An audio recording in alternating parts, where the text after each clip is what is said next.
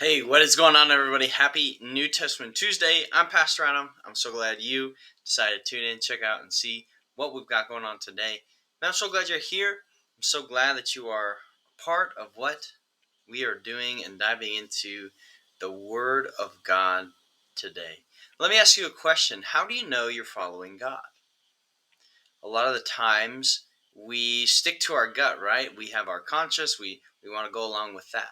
But how do we know what we think, what we say, do, whatever, goes along with God and what God would want? Oftentimes we ask ourselves the question, what would Jesus do? But it's pretty easy to do what Jesus would do if we know him. And it's the same as the opposite. If we don't know Jesus, then it's really hard to do what Jesus would do. But if we don't know Jesus, it's easy to convince ourselves that we are doing what Jesus would do. Check this out. 1 John chapter 2, verse 3 through 6. We know that we have come to know him if we keep his commands. Whoever says, I know him, but does not do what he commands is a liar, and the truth is not in that person. But if anyone obeys his word, love for God is truly made complete in them. This is how we know we are in him. Whoever claims to live in him must live as Jesus did. So how do you know that what we're doing is what Jesus would do? Do you keep his commands? Do you seriously keep his commands? But how do you know what his commands are if you're not in the scriptures? How do you know that what you're doing is what God would do, would want you to do, if you're not listening to him? If you don't obey his commands, you don't even know what his commands are.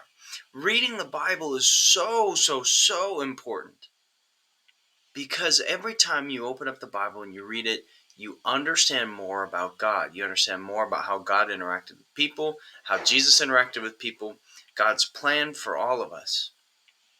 And so how can you know what would Jesus do if you don't even know who Jesus is? But yet, if you claim to be a Christian, yet you don't know Jesus, then you are, as John here says, a liar. You don't live in the truth. You don't live in the light. You don't live as Jesus would, even if you claim to. If you don't know Jesus, you're doing it wrong. You need to truly know Jesus by reading the scriptures. You don't get it anywhere else. You don't just stumble upon it in thought. You don't just stumble upon it by thinking, oh, maybe I should do this, maybe I should do that.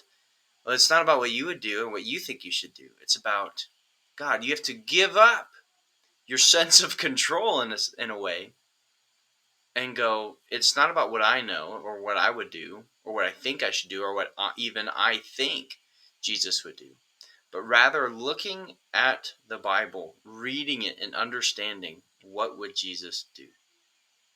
That's what we're talking about. That's how you know you live in the truth. That's how you know what you're doing is really what Jesus would do. I'm Pastor Adam.